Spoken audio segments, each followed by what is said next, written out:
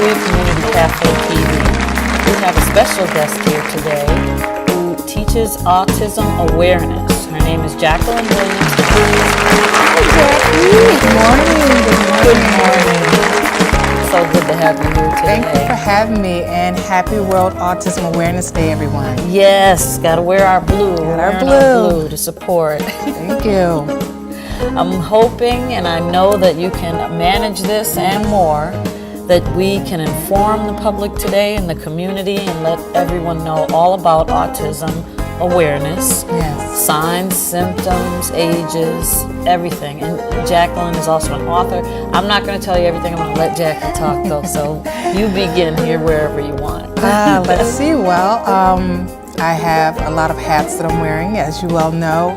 I am an autism awareness advocate.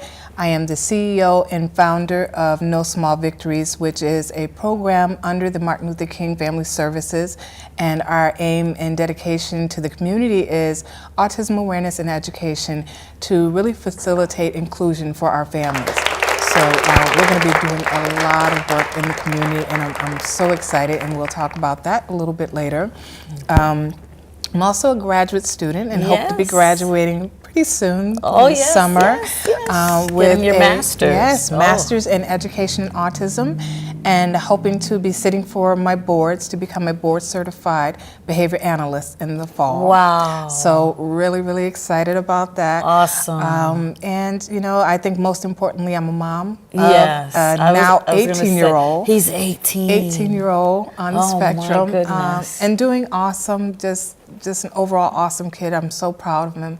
So I can tell. I can tell. Yeah, a little partial to him. He's such a sweetie, yes, too. he is. He is such a good kid. You've done so great for yourself. I mean, we went to junior high together. Me and Jackie know each other for many a long moons time. ago. Yeah. We don't want to tell them how many moons, but we keep that quiet. But Jackie, share with the audience today what has driven you with the autism. I mean, I know your son was diagnosed. Right. Share that with us, please. Initially, it was definitely about advocating for my son Joshua and making sure that we had the right supports in place, whether that was therapeutic or educational, social supports, wanting him to be able to navigate his community and have realistic relationships outside of his family. Yeah. So it was so important to me, and I found that like a lot of other challenges for families, we weren't able to kind of quite make him fit the mold. Yeah. So it became my job as a mom and an advocate to kind of start trying to redefine that mold for him. Mm-hmm. So, you know, just in that journey, I really started to realize that to be effective, I needed to be more educated. Yeah. You know, I initially did as much research as possible, and back when my son was diagnosed, there really wasn't a lot of information out there. Exactly. So, you know, I was kind of going at it piecemeal and doing whatever I could, and I say now as a therapist, I took the kitchen sink method of just trying anything and everything. So in hindsight, I'm not sure what worked and what didn't, because everything kind of happened at the same time. And then just deciding that, you know, I wanted to really be an effectual advocate for other families. So at that point, after a 20-plus year hiatus from college, I went back to school to get my bachelor's in human services, and then went on to pursue my master's in autism and education in autism. So that's just been my journey, wanting to be as educated as possible and to really be able to give something viable to the community and to other parents who are struggling with this diagnosis. He must be so proud of you. He must be like your number one. I mean, me and my son are close, so I know. Oh yeah. It's a great thing. But I think I'm I'm like his biggest fan. Yeah. You know, because, you know, despite all of the challenges that autism brings to him, this kid has the heart of a lion. He just, and such a sweet temperament that nothing really bothers him except for, I think, when he thinks he's disappointing me. So to see him really excel at something he loves, like now he's into dancing. I read that you wrote about that, and I was like, wow. Dancing for his high school team and bringing awareness to his dance team and to the school. So I'm just so proud of him because he just has that sense of tenacity, like and I think that's a trait with a lot of our children on the spectrum. Once they find something that they like and that can really engage them, they're usually phenomenal. Yeah. So he's so focused and so driven and such a sweetheart. So big fan of his. Understandable. It's like, there's so much people really don't know about autism. Yes. And I think when you hear the words, like, people think automatically it's some debilitating mental health illness or something. And they don't realize sometimes it's a matter of channeling that energy and, whatever it is that's going on into a different arena. And that's why they blossom. I mean, exactly. Yeah, because I kind of went through that with my kids. Were very rambunctious, and the doctors were ready to diagnose them with the ADHD. But I, got them into music, got them into whatever they liked, and they excelled in those things. Exactly. I think it's important for us as parents is to really get to know our children as individuals. And, I think sometimes when we're in that parental role, we don't stop to really take the time to develop that type of relationship as an individual, one-to-one. And just being able to see where they shine, where their focus is. One trademark of autism is that our children often have very narrow fields of interest. So sometimes, I hear parents say, all my child wants to talk about is dinosaurs. Well, maybe he'll be a paleontologist. There you go. If your child's obsessed with airplanes, exploit that. Get them into engineering programs. Exactly. I think that sometimes our children can be so focused and they're so, it's almost like this laser precision when they're focused on something. So I'm thinking, like, really support whatever it is that they find an interest in. And it can be difficult for parents because it is such a spectrum disorder, and it can vary in severity. But I think all of our children have something to offer. And it's quite notable that it tends to be very. It's a difficult way that we raise our kids in this day and age. It's no longer the mom stays home, the dad goes to work. Right. It's both people work, or it's a single mom household. So I understand completely when you're saying, you got a lot of stuff going on that sometimes we don't catch everything. So and it's kind of disheartening sometimes because what we see a lot in the autism community is a lot of times families become polarized, where you kind of have one parent may be this super advocate and has blinders on, and the other parent may, just be kind of taking care of all the other stuff and not be so focused on the advocacy. And a lot of times the siblings get lost in the shuffle because you're so focused on the child with the diagnosis.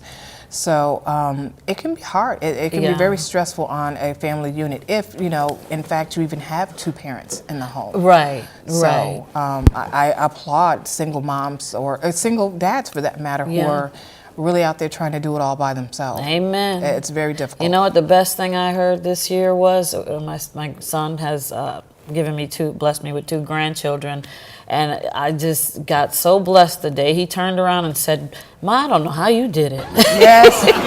And I said, you know what? Yeah. Had a lot of help from Jack Daniels. I Just kidding. I'm a grandparent too, so, and I've been blessed with really phenomenal children, and I love my grandchildren to death. I only have one locally, my other 2 out of state, but the one that's here, he's like the best part of my day. Isn't it? It's just great. It's so crazy. I love being a grandma. Yeah. I do. I really do. I spend all my day working as a therapist on my knees with little ones, and people say, "Aren't you tired by the time you get home?" But if I swing open my door and he's there, I'm still on my knees playing, and I'm that grandma where we're down pretending to be lions and playing with puzzles and stuff, and it really rejuvenates me.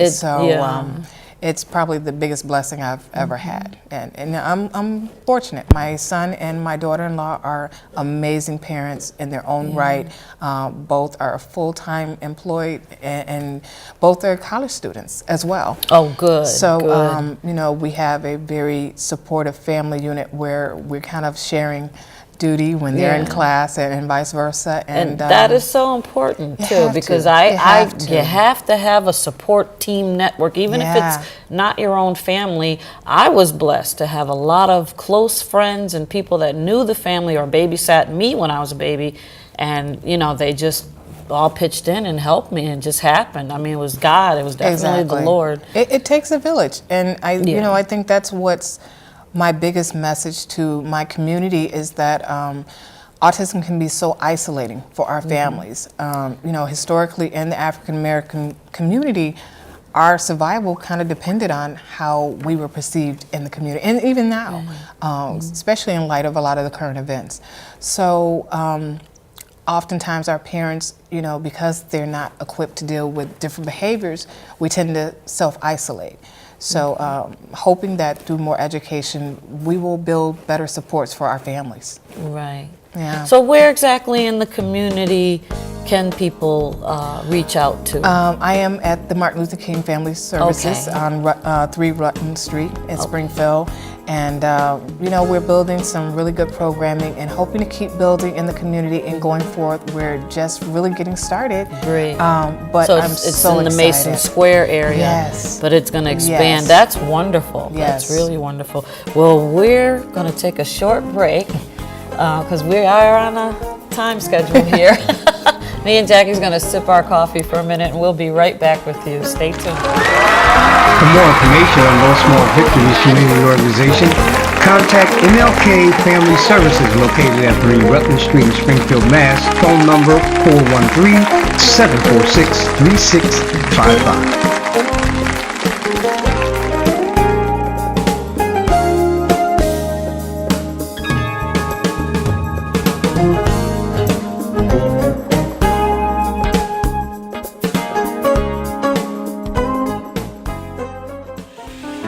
A boy born in Joplin, Missouri was fascinated by anything with wheels and a motor. The odds of him going on to fascinate millions with his talent? 1 in 260,000. The odds of this born racer having 157 career top 10 finishes in NASCAR? 1 in 125 billion.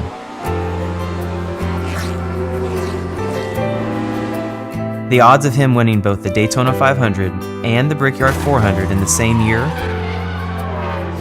1 in 195 million.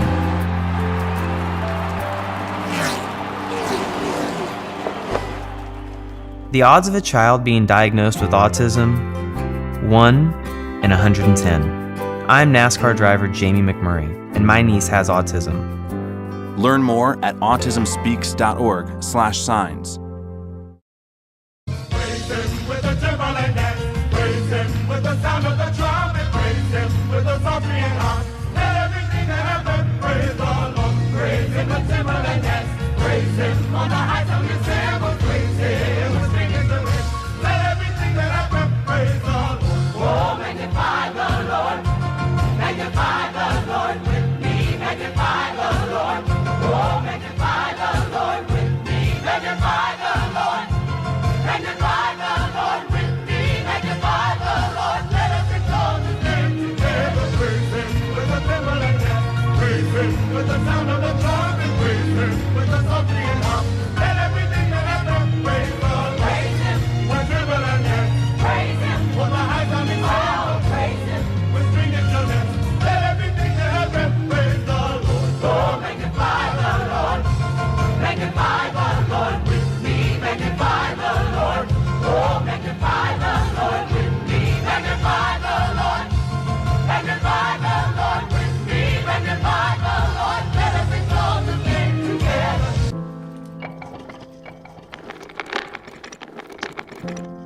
Maybe he's really focused. Hey, Michael. Michael. Maybe he likes spinning the wheels. Maybe he just loves trucks. Maybe he's just being a boy.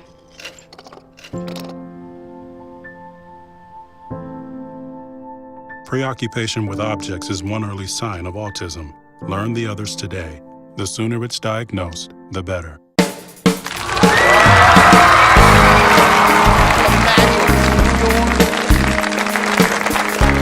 Welcome back to TC's 413 Community Cafe with Jacqueline Williams. And she's here talking to us and informing us all about autism. And we've got a lot to cover. And right now, Jacqueline's going to get into the age groups and the levels and identifiers. Right.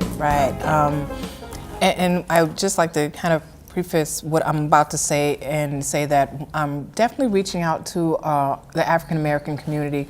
One of the things that I found out, which was kind of disheartening and a little alarming, is that in our community we're experiencing almost an 18-month diagnostic disparity behind everyone else. And the reason why that's so significant is early intervention, for the most part, ends on the child's 3rd birthday.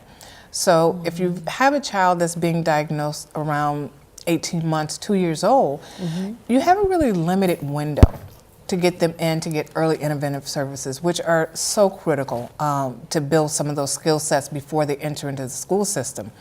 So for us, we're missing that window. Yeah. You know, we're getting diagnosed so late that by the time they get diagnosed, they're already 3 or beyond.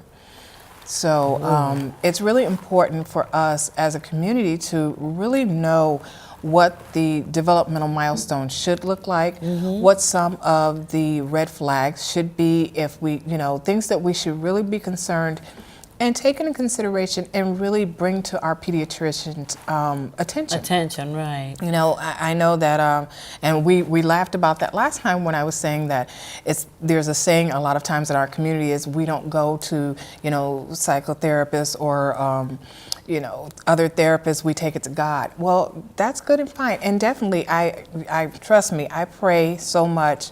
And I have to, and thank God that God has always been there for me to see me through the storms, but definitely be aware, you know, so that you can consult your pediatrician and get those diagnoses, because without a diagnosis on paper, you're not going to get services. Right. That's basically your first block there. So just to talk a little bit about autism. Traditionally what it was, autism was 5 separate diagnoses. And just recently, I believe it like 2 years ago, they changed the diagnosis in the DSM-5, which is the Diagnostic Statistical Manual, 5th edition. And prior to that, there were 5 distinct diagnoses under that umbrella. There was classical autism, PDD-NOS, which is pervasive developmental disorder not otherwise specified, which classic autism is usually what people think about when they see children who may be nonverbal, who may have limited physical abilities, they may have some challenges in that respect, more of a severe diagnosis. PDD-NOS was kind of the catch-all diagnosis when children didn't meet the other stricter criteria. They kind of were a little of this, a little of that, you know, a little of the intellectual, a little of the social, and the communication, but across the board, you know, they were kind of midstream. And then we had Asperger's syndrome. Usually and I laugh because I think a lot of people's reference is still Rain Man when they think Asperger's, you know, they think the autistic savant who can count matches out of a box, win the lottery. That real, extreme stuff. But that, you know, usually children who are, or individuals who are diagnosed with Asperger's have pretty good IQs, you know, intellectually very intelligent, but they may suffer from more social skill deficits. So they're kind of what people think about when they think of the quirky, you know, genius. Are they closely related, Asperger's and autism? I think that they're closely related because it is a spectrum disorder, so it's varying degrees. If you think about it in terms of a gray scale from white all the way to black, they're just different shades within those diagnoses. So even a child... That makes it tough, huh? Yeah, it is very tough because 2 children with the same diagnosis can be very different. Right. You know, but they all carry the hallmark of having deficits in communication, social skills, and sometimes intellectual deficits. So, and what you were saying earlier about how if, you know, autism is not caught early, when, say, they, start school age, like in the urban communities, because the lack of getting it caught early and attended to, that must really affect schooling and set them back some. It's very difficult because what we're seeing is a lot of times our children go into school without the supports that they could have gotten through early intervention, and because they have difficulties with communication, they may have a lot of off-task behaviors, tantruming, a lot of things that and maybe look like aggressive. Yeah. So a lot of times they're looked at as they're having behavior problems. There you and go. they actually have a diagnosis. Right. So they're just acting out frustration. Very because, frustrated because they don't have that ability to convey their needs. They lack those communication skills. That could be taught a lot in early intervention. So that's why it's really important for us as a community to really know some of the milestones. One of the things that I work really closely with as an organization is we are now a member of Mass Act Early. And what that is a state chapter of the CDC's Birth to 5 Early Intervention Initiative. So as a state member, one of the things that we're looking at No Small Victories is what are some of the cultural contributors that are inhibiting the African American community from getting an early diagnosis? I think a lot of times, and we hear it in our family members, we try to justify things. I mean, we do with a lot of ailments, with high blood pressure. We'll say, oh, if I just don't eat this and go lay down. Well, same thing with autism. We'll say, well, his father was quiet. He didn't talk until he was 5. And we make these self-justifications. And instead of really trying to educate ourselves and actively seek out a diagnosis if it's necessary. So I just wanted to kind of go through some of the red flags we should be aware of and some of the diagnostic milestones that our children should be making at certain ages. The CDC has this wonderful tool that they have called the Birth to 5 checklist. And it actually is broken down from months, from the child being 2 months old all the way up to age 5. Wow. And it's free, it's downloadable, and it's really amazing. And so for instance, at 2 months, your child begins to smile at people. They'll start to be able to self-soothe through maybe sucking their thumbs or playing with things, touching blankets or things like that. They'll start to seek out their parents' face and really give them that eye-to-eye contact. Cooing, turning their head towards sounds. So a lot of times we'll hear parents will say, well, I just thought maybe it was an issue where he had a hearing problem. And it could very well be hearing, but it could also be a early sign of autism. So things that they don't do is they don't respond to loud noises or watch things that move. So if you have a mobile on top of your kid's crib, they may just totally ignore it. And that's as early as 2 months.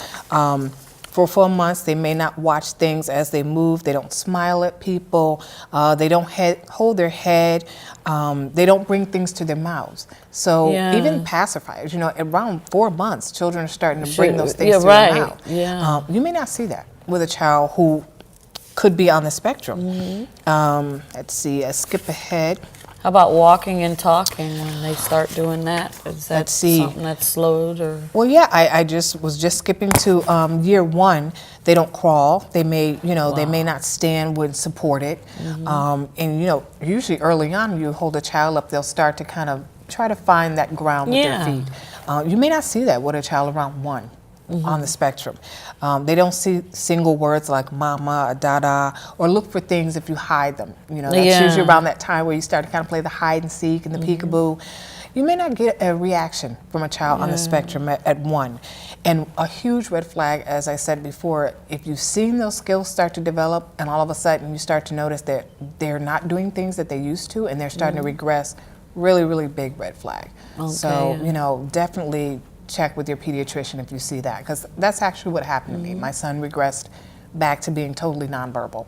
Wow. So, and then we kind of had to start all over again teaching. But yeah, definite red flag. Say you go bring the child to the doctor and you suspect there may be autism or something going on. How do you get that ball rolling? I mean, some pediatricians I know, well, back in the days when I had my children, they were pretty like, you go in, and you know, it was very hard asking questions. They gave you just really quick answers and kind of shooed you out the room, you know. And one thing I've learned over the years is it was stressed to me: ask questions, keep asking. You have that right.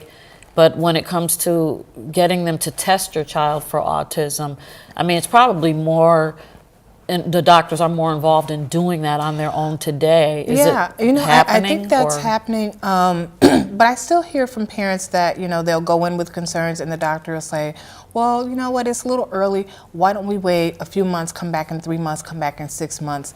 And we're wasting critical time because these children need early intervention. So I would say the best thing to do for parents, there's a diagnostic tool called the MCHAT, M-C-H-A-T, all caps. And that's usually what a lot of doctors use. And it's just a questionnaire. For parents, you know, you can Google it, look at it, make yourself familiar with it, understand the questions that the doctors are asking you, because a lot of times in our community there's this disconnect from what we say and what we mean. You know, a lot of times we don't want to be perceived as having poor parental skills. So we kind of tone things down and we'll say, oh, well, yeah, he kind of does that sometimes. Well, you know, the doctor really needs to have a clear picture if there are delays going on in the home. So we kind of have to get past that stigma and really address the questions on this questionnaire and give some concrete information so they can help get that diagnosis. I mean, I used to worry so much about, you know, because I went to school for nursing, when I asked too many questions, they're going to look at me as a hypochondriac parent. And then one day I said, forget that, I'm going to, I want to know. It's like they say, there is no stupid question. You know, if you don't know, ask. It's your right, and, you know. Well, we're going to take a short break, and we'll get back on talking more about autism with Jackie. So we'll see you shortly. For more information on Those Small Victories Community Organization, contact MLK Family Services located at 3 Rutland Street in Springfield, Mass. Phone number 413-746-3655. Learn the facts versus fiction. Autism is the fastest growing disability in the United States with an 1,148% growth rate. Often, I'm the only person that you'll meet in college that has Asperger's. For every girl diagnosed with autism, 4 boys are diagnosed. I have autism, and if I talk to you, you'll have autism too. After people figure out I have Asperger's, they treat me different. Because I drink milk, I'm autistic. Because I have autism, I'm a rock star. Because I have autism, I can breathe underwater for 4 hours. April is Autism Awareness Month, and we want to bring awareness to a serious issue. Hey, this is Griff. I'm Shannon Nash. And I'm Tommy Ford. April is Autism Awareness Month. Get the facts about autism. Let's talk about it. Together, we can change the future. Brought to you by Actors for Autism, the Arlen and Tony Griffin Foundation, and Easy Breezy Productions. What if you could invest in the future of kids, like a stock? Not the kind of stock that's about making money, but a stock for social change. A whole new kind of investment called Better Futures. When you invest, it helps kids go to college. Believe in us, invest in us, watch us grow. My name is Sydney, and I'm your dividend.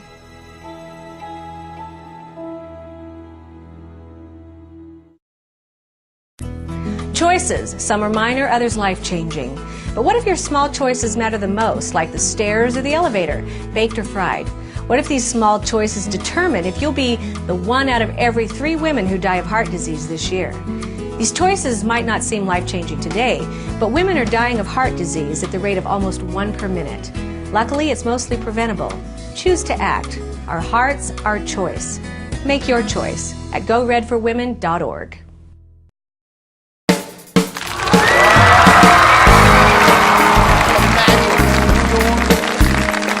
Welcome back. Jacqueline is about to tell us about some of the books that she's written, and they're quite exciting.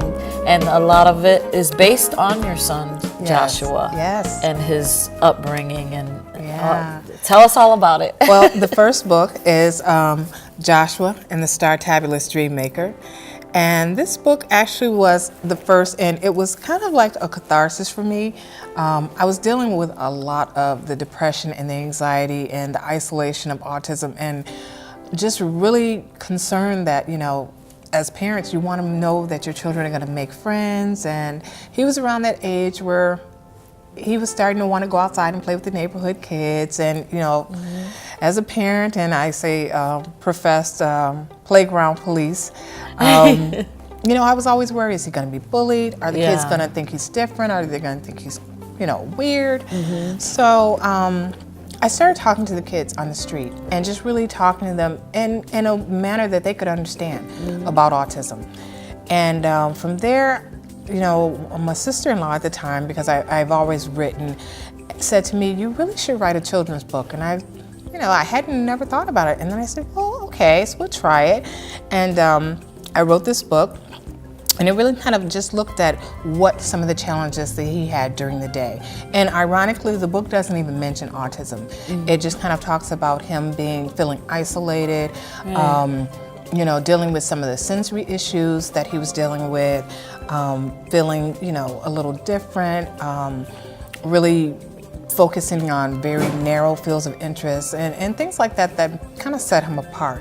So from that book, we actually went on, and I went and I applied for a grant through the Springfield Cultural Council to do some events. And from there, I went on and I wrote the second book, and it's called The Adventures of Suther Joshua from Planet Yethakan. And this one, I love it because it's actually a play on words, and it's actually, he's saying, and I'll give you a little spoiler, he's saying, I'm Super Joshua from Planet Yes I Can. Okay, but this book really talks about a phenomenon that we see sometimes in autism called echolalic speech. Now, what happens with echolalic speech, and I always give this example that as I'm speaking, your mind's already pulling information from what I'm saying and is forming a reply. Right. What happens with children with autism is they have difficulties doing that. So sometimes what you'll actually hear back is they may actually repeat back exactly what you say. For instance, my son, you know, if you said to him, hi Josh, he would say, hi Josh. He didn't know that he had to use your name. Or you may hear what we call scripting. You know, sometimes our children are so involved with cartoons or movies, so they'll start giving you dialogue from movies. And that's a way for them to communicate. And another phenomenon that's also examined in the book is what we call perseveration. And when I talk about that, when we talk about children having really narrow fields of interest, you know, I say children may only want to talk about cars or wrestling. And for Joshua at the time, he was doing horseback riding therapy. And he was obsessed with his horse, Delta. So it's a cute story, and it really talks about a true story of how he taught himself how to ride a bike, but just really giving that information to his peers, what echolalic speech was about, and the perseveration, so they were able to kind of understand some of the things that they were seeing with him. That's awesome. Yeah, and that one was fun. That one was, and the kids love it because they see the superhero on Right, him. it gives them, you know, some optimism and some hope, and so that's great. And from there, we went and I continued to write, and I'm self-published, so I finally got the money together to write this one, and this is called Joshua, That's So Slimming. And another cute play on words. Most women, we can understand, like we hear that, we love to hear something that makes us look nice and svelte, and slim. But it's a cute play on the game. If most of us, and it's probably giving away our age, if anyone remembers the game Post Office, where you kind of whispered something in your friend's ear and they whispered something, and the message would kind of like change because of what we thought we heard. So in this book, it's kind of talking about how we think, you know, we hear something or we see something, and the message gets lost in translation. So a lot of times what we see, and it's a phenomenon called stimming or self-stimulation. Sometimes we see children in the public like wringing their hands or rocking back and forth. And traditionally that was thought to be a way for them to really self-calm themselves from being overstimulated from, sensory input coming in from the community. And that's true for some children, but I've also learned as a therapist, sometimes we're not sure why they're doing what they're doing. It could be because, we do this and everyone comes running, so it's attention seeking, or, it could be I'm getting some type of sensory input from that movement. So it's a little different from every child, but it's really a way of introducing that to the public so that doesn't become another marker to make them kind of stand apart. Right.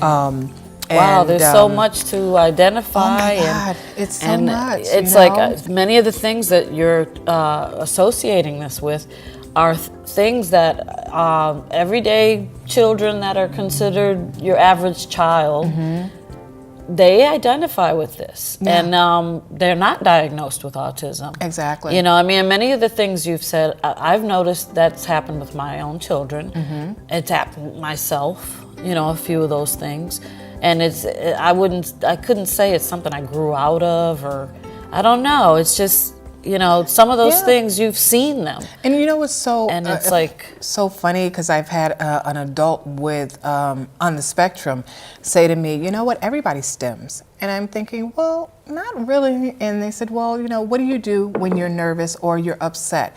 And a lot of women, we do it. We'll start talking, and you see that feet shaking, and we do, because I know I'll do it. And it's so unconscious, but it's almost a way. Okay, I'm keeping myself in check. I'm keeping myself in check, and everything else is composed. But that foot is shaking. It's gone. It's gone. And, it's going to town. Yeah, and I never thought about it like that. Right. And that is actually a way of self-stimulation. Yeah. So I've been doing that since I was a baby. My mom says it. But I never thought about it until that person brought it to my attention that we all do it.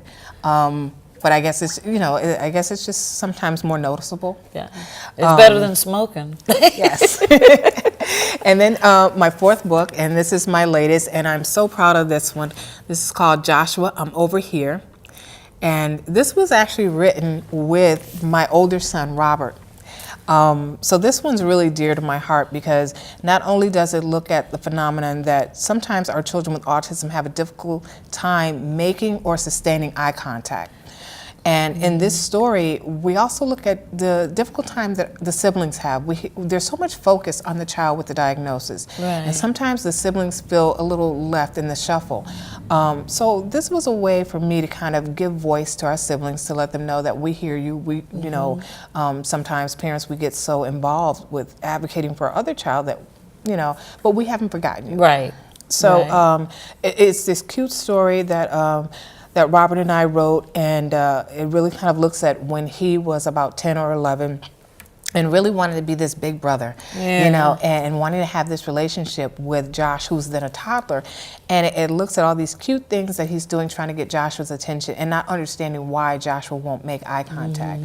So really looking at the anxiety, the depression, all the fears and the emotions that parents go through when they get that diagnosis, the siblings go through the same thing.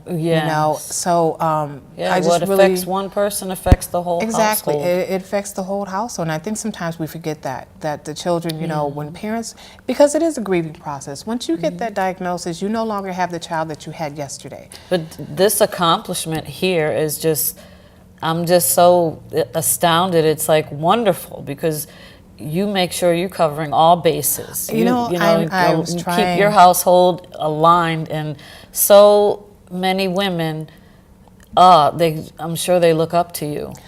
Jacqueline is a powerhouse, let me tell you, powerhouse. But I try. Wonderful. You for Mother's Day, girl, you should be pampered and everything. For Mother's Day, I just want to sleep. It's I bet. By the time everything is said and done, I'm just usually like, just let me get to my bed. But it's been such a good journey, and if I can be an advocate for other parents who don't have a voice or don't feel like they have a voice, that's what I want to do ultimately. Just especially to be there in the urban community when we're so inhibited with coming out, and, accepting it too, because a lot of times and it may not just be in the urban community. There's all different nationalities. There's A lot of parents I know, even including myself, there were times I said to myself, no, my daughter isn't like that. You know, you couldn't tell me my daughter was a bad kid, or my daughter was doing something wrong, or my son wasn't doing something wrong, you know. And sometimes I've seen that in other people, where if you try to tell them something, they get totally, you know, I think for us, wall put up. we just, we're so conscious of living under the specter of being, you know, stigmatized, of people are going to think it's something I did wrong, it's drug related, it's alcohol related, Exactly. or it's some type of parental neglect. So a lot of times we don't want to, you know, bring that to the forefront because we feel so judged all the time. So, you know, it's really important that we do speak about it and really educate, especially our extended family. It's really important to have that support system in place. So, and briefly, just the last book was actually a discussion guide that I just finished. So my goal is to get these within the school system for that would be great. Yeah, you know, we have so many kids going into the school system now, and they keep calling it inclusion by putting our children in these mainstream classrooms. It's not true inclusion, it's proximity. We're just putting our children in there, and we're not explaining it to the other children. We're really not supporting our staff to be able to understand what autism is. So, you know, until we have a global understanding, it's not true inclusion. So I'm hoping that this will help. Yeah, I think it'd be great if the teachers are all taking a separate workshop or something to be prepared on this. Yeah, and then counselors in school too. Yeah. But wow, you really are setting a tone here, and she's getting things out there, and we're hearing so much about autism, but this is a woman that is actually making moves. So keep your eye out for Jacqueline, and we'll be back.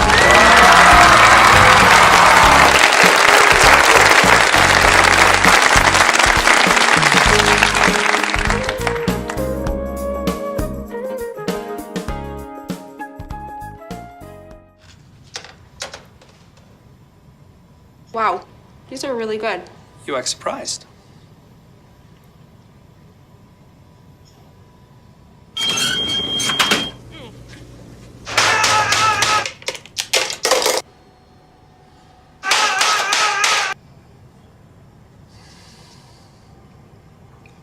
Practice makes perfect. You don't have to be perfect to be a perfect parent. There are thousands of teens in foster care who don't need perfection. They need you. Are your kids getting enough art? Whether through poetry, dance, music, or drama, the arts open the doors to creativity.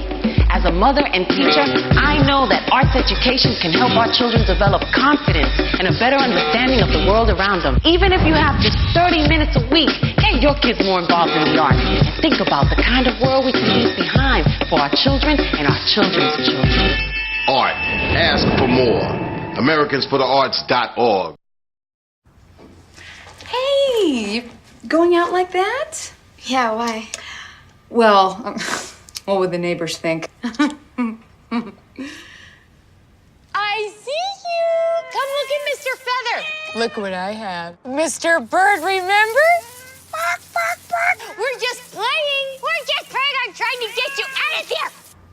Even still. You don't have to be perfect to be a perfect parent. There are thousands of teens in foster care who don't need perfection. They need you. If you would like to be a guest on TC Eckstein's 413 Community Cafe, drop us a line. Email us at 413communitycafe@gmail.com.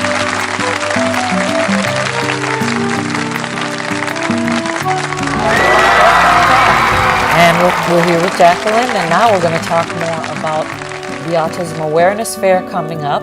And she's going to mention how you can get in touch with her and the right people and avenues to branch out to. And take it away, Jackie. Thanks. Well, first I want to talk about our initiative, No Small Victories. As I said, I am the CEO and founder of No Small Victories, which is a program under the Martin Luther King Family Services in Springfield. And you know, one of our biggest objectives is teaching the community about the signs and symptoms of autism so that we can get early diagnosis and really start to combat the diagnostic disparities that we're seeing in the African American community. You know, it's so important that we do that educational piece in our community and beyond our community. So 3 of the initiatives that we have started, and I'm so excited about, we've started 2 separate support groups, one for mothers called WARM, WARM, which is Women's Autism Relief Meetings. We meet the 3rd Saturday of every month at MLK from 1 to 3. And I have this wonderful, wonderful parent facilitating, Miss Deani Codwell, and another parent on the spectrum. So, you know, just really wanting to have a place where our moms feel safe to come, to share, to get resources, to, you know, get connections within the community with other mothers, and just having that shoulder to lean on that truly gets it. You know, we all have other support female groups. friends. Exactly. Awesome. But, you know, it's so different because some things that most people will look at and say, well, what's the big deal? You know, we get it. It can be huge for us. So having that support. We're going to be launching its father component called FARM, Father's Autism Relief Meetings, and you know, our tagline will be cultivating relationships between fathers and sons on the spectrum, and again, have a wonderful facilitator leading that group who's also a father on the spectrum. And our biggest program, which I'm so excited about, is called Project CARE, Collaborative Autism Resources for Everyone. And in the past, traditionally, a lot of resources are kind of, you know, built in silos. They're targeting for a specific group. And for, you know, I've always said that because I couldn't get my son to fit the mold, I started trying to retool the mold. So for me, that really means getting out in the community, doing that educational piece so that other supports are available. Right. And one of the biggest and our first ally in this endeavor will be the Y of Springfield. So we're going to be doing some collaborative work with them to they're help expanding support. too, which is awesome. I'm so excited to be working I saw with that Andrea, on the news. Andrea Lee of the Mason Square Dunbar Y. So we're looking forward to really working together to build autism supports within the Y, to open up those services to our community and give another avenue for community inclusion for our families. Yeah, so, that sounds wonderful. Yeah, so, you know, and we're hoping to do a lot of work with, you know, workshops for our barbers, for our dentists, you know, all the services that other parents take for granted that we have such a difficult time accessing. I can say that I had such a wonderful experience just going into my son's barber shop and sharing that information with his barber and getting them to have some understanding about sensory issues, you know, why the noise or the vibration of the clippers, you know, made it difficult for my son to sit for a haircut. And they've embraced it, and Pastor Long of Progressive is the owner of the barber shop. And, you know, kudos to you, Pastor Long, and thank you so much for supporting Joshua and making that experience less traumatic, because it can be very traumatic, just something as simple as a haircut. Wow. So just getting out there in the community and doing as much education as possible, and definitely, you know, building those supports and having more members on Team Project CARE. So I'm so excited about that. It is exciting, and it's.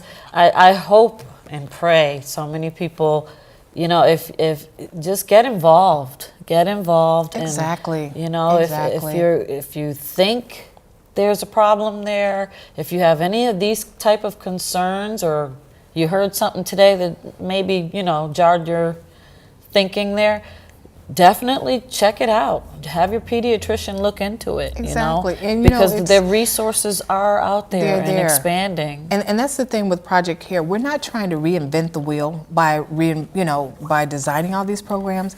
There's a lot of programs out there.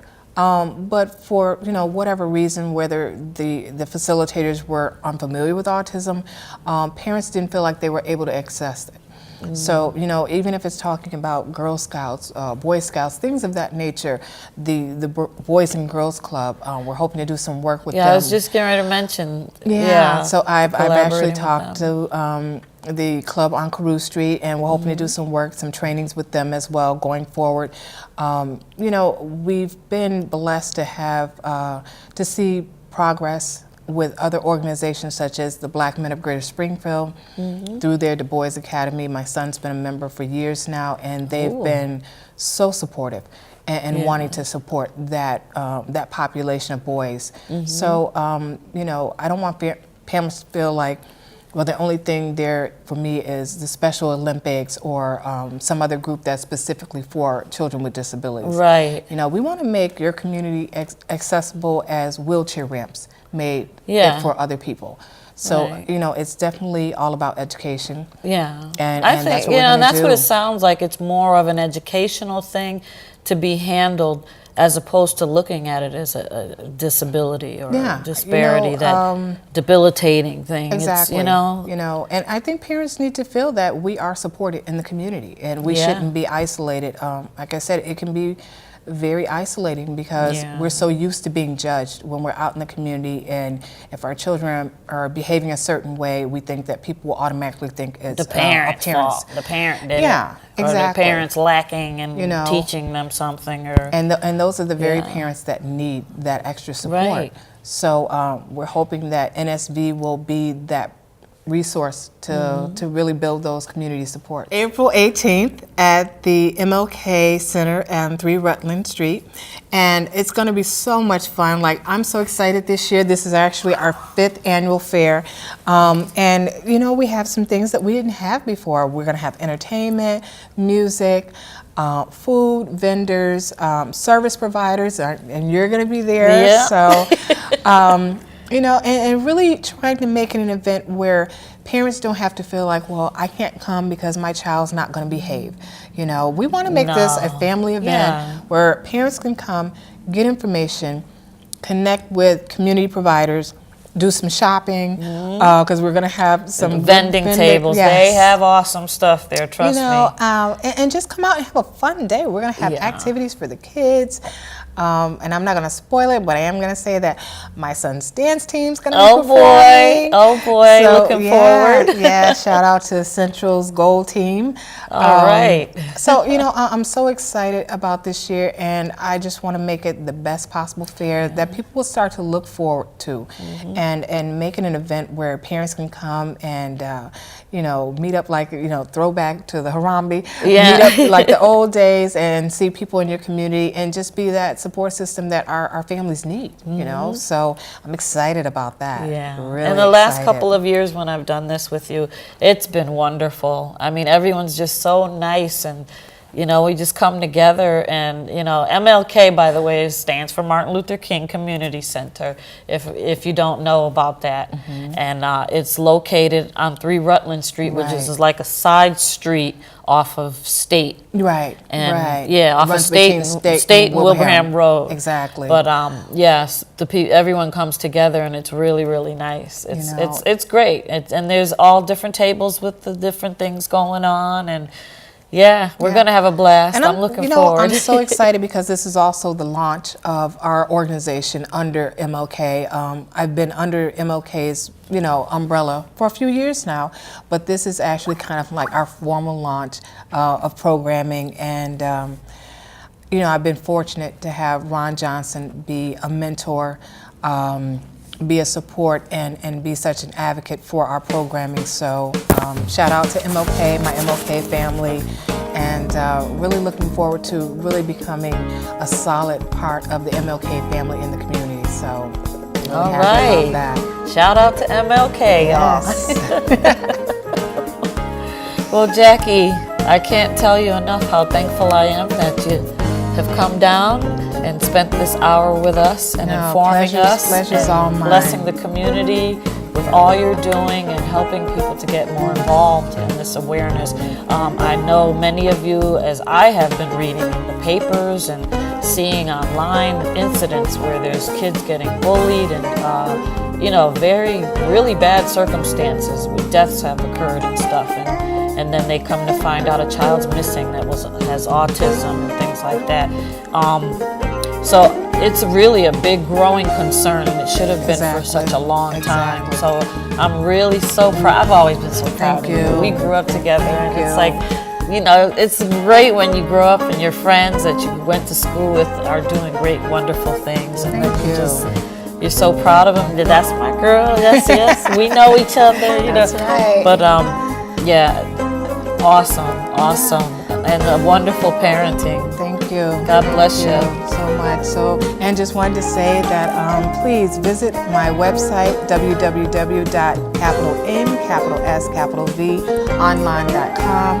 I have a website store now, so that you can order the books. I have my contact information, and just quick shout out to my publicist, Dana Sweeney of DRS Media Consulting. Her number is 413-526-9539. You can reach her if you want me for a speaking engagement, for any trainings, for any book orders, any book orders. You know, please reach out to us. We're there, and I want to be a viable resource in the community. So hit my website. All right. There's our show with Jacqueline William Hines today. And be sure and come out to the Autism Awareness Fair. It's going to be remarkable, just like Jackie's. Thank you all. God bless you. Thank you.